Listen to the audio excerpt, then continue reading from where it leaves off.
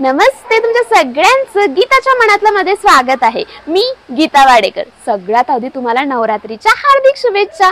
नवरात्रीत आपल्यापैकी बऱ्याच जणांचे उपवास असतात आणि उपवास म्हटला की मला साबुदाण्याने होणारी ॲसिडिटी आठवते। म्हणूनच मी तुमच्यासाठी खास उपवासाचे पण काही हेल्दी रेसिपीज घेऊन आलेली आहे, जेणेकरून तुमचं डाएटही मोडणार नाही आणि तुमचं वजनही वाढणार नाही। त्यामुळे हा व्हिडिओ शेवटपर्यंत बघा, कारण व्हिडिओच्या शेवटी या रेसिपीज कशा झाल्या होत्या ते दाखवलं आहे। मग वेळ कशाला वाया घालवायचा, चला तर मग सुरू करूया।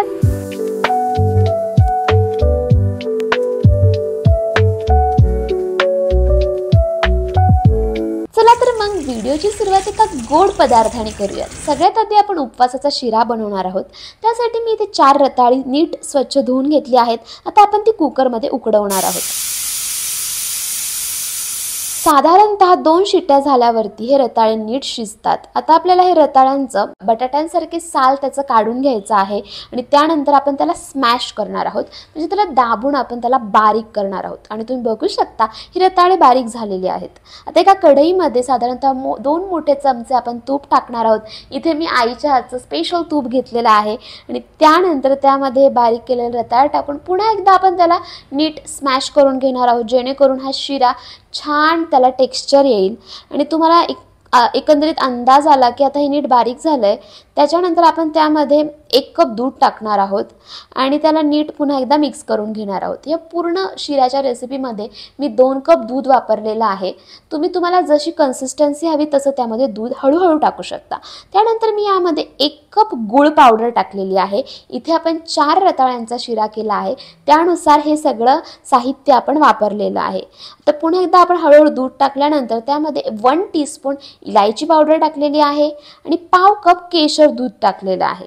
2 मोठे चमचे आपण बारीक केलेले ड्रायफ्रूट सुद्धा यामध्ये टाकलेले आहे। तुम्हाला जर वाटलं की तुम्ही तुपामध्ये भाजून सुद्धा हे ड्रायफ्रूट्स यामध्ये टाकू शकता।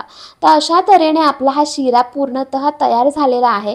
तर त्याच्यावरती आपण पुन्हा एकदा तूप टाकणार आहोत आणि ह्याला नीट एकत्रित करून घेणार आहोत। आणि तुम्ही बघू शकता किती सुंदर रंग आणि टेक्स्चर तर एकदम भारी आलेला आहे। हा शिरा कसा झालाय हे तुम्हाला व्हिडिओच्या शेवटी कळणार आहे, त्यामुळे हा व्हिडिओ शेवटपर्यंत नक्की बघा।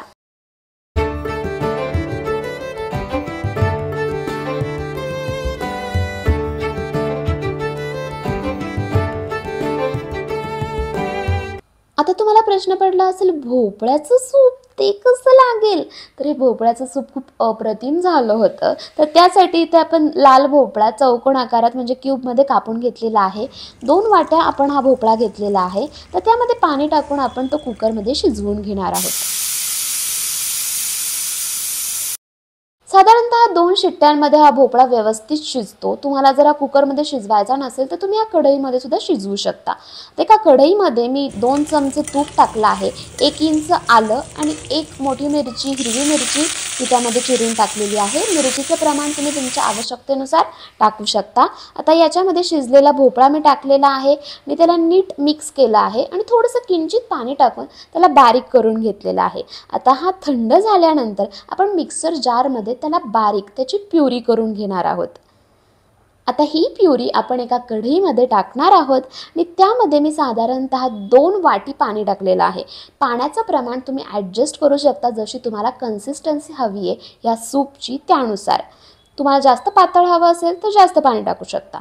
मी इथे 1 मोठा चमचा मीठ टाकलेला आहे, 1 टीस्पून काळी मिरी पावडर टाकलेली आहे, 1 टीस्पून जिरा पावडर टाकलेला आहे आणि ह्याला आपण नीट एकत्रित करून घेणार आहोत। तुम्हाला जर काळी मिरी पावडर कमी टाकायची असेल, कारण आपण ऑलरेडी त्यामध्ये हिरवी मिरची टाकलेली आहे, त्यामुळे तिखटचं प्रमाण तुम्ही तुमच्या आवश्यकतेनुसार ॲडजस्ट करू शकता।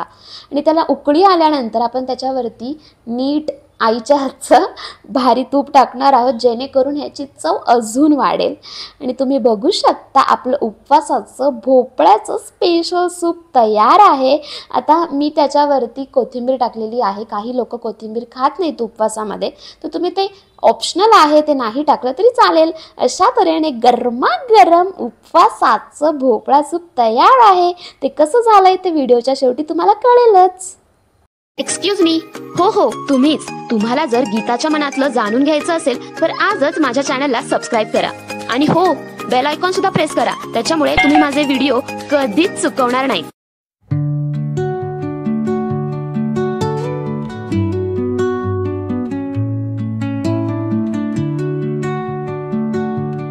आता आपण बनवणार आहोत रताळ्याचा पराठा। त्यासाठी मी इथे 2 उकडलेले रताळे त्याची साल काढून घेतलेला आहे आणि आपण त्याला स्मॅश म्हणजे त्याला दाबून बारीक करणार आहोत, जसं आपण रताळ्याचा शिरा बनवण्यासाठी केलं होतं।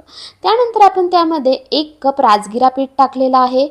त्यानंतर साधारणतः 1 बारीक चिरलेली मिरची त्यामध्ये मी टाकलेली आहे आणि 1 टीस्पून मी त्याच्यामध्ये कोथिंबीर टाकलेली आहे। ती ऑप्शनल आहे, तुम्ही उपवासामध्ये खात नसाल तर ते स्किप करू शकता। आता त्यामध्ये मी 1 मोठा चमचा सेंधे मीठ टाकलेला आहे। मी या पूर्ण रेसिपीमध्ये तिन्ही रेसिपीमध्ये सेंधे मीठ टाकलेलं आहे, तुम्ही साधं मीठ सुद्धा वापरू शकता। आता याच्यामध्ये साधारणतः अर्धा टीस्पून मी काळी मिरी पावडर टाकलेली आहे आणि हे सगळं नीट एकत्रित करून घेणार आहोत।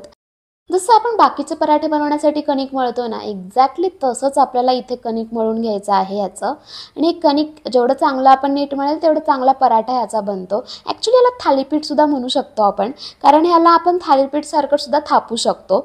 आता आपण एका केळीच्या पानावरती तूप लावून त्याला पराठ्यासारखं लाटू शकतो किंवा थालीपीठ सारखं एका सुती कापडावरती त्याला थापू शकतो।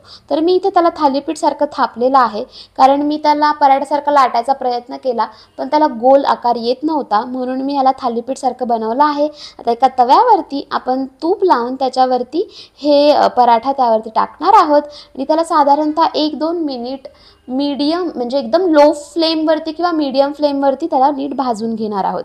आणि तुम्ही बघू शकता सुंदर असा गोल्डन ब्राऊन रंग याला आलेला आहे। त्याच्यानंतर थोडंसं तूप त्याला आपण टाकणार आहोत आणि पुन्हा एकदा शिजवून घेणार आहोत।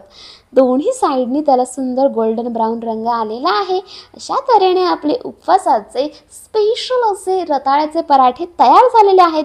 ते तुम्ही उपवासाच्या चटणीसोबत किंवा दह्यासोबत सर्व करू शकता आणि एन्जॉय करू शकता। आता वेळ आली आहे ही रेसिपी कशी झालेली ते बघण्याची। रताळ्याचा शिरा मी माझ्या आजोबांना सर्व केला होता, बघूयात त्यांना तो कसा वाटलाय ते। अरे वा, काय मस्त आहे।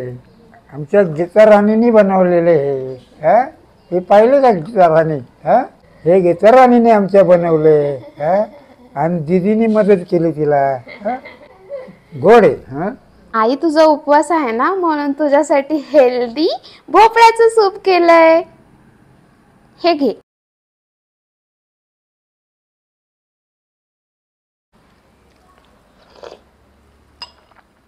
वा, मस्तच लागते की भोपळ्याचं सूप, छानच। या तिन्ही रेसिपीमध्ये तुम्हाला सगळ्यात जास्त रेसिपी कोणती आवडली ते मला कमेंटमध्ये सांगा आणि या नवरात्रीत तुमच्या घरच्यांना सुद्धा हे सगळे पदार्थ खाऊ घाला। हा उपवासाचा पराठा दीदीला कसा वाटलाय ते बघूयात, सांग दीदी। वाव, यम्मी झालंय, उपवासाचं असं वाटत नाही, भारी। काय मग मंडळी, तुम्हाला हा व्हिडिओ कसा वाटला ते मला कमेंट्स मध्ये सांगायला विसरू नका। आणि तुम्ही जर हे रेसिपीज ट्राय केली ना तर तुमच्या डिशचा फोटो माझ्यापर्यंत नक्की येऊ द्या, ते बघायला मला आवडेल। तुम्ही इंस्टाग्राम किंवा फेसबुक अशा विविध सोशल मीडिया प्लॅटफॉर्मवरती मला ते फोटो पाठवू शकता।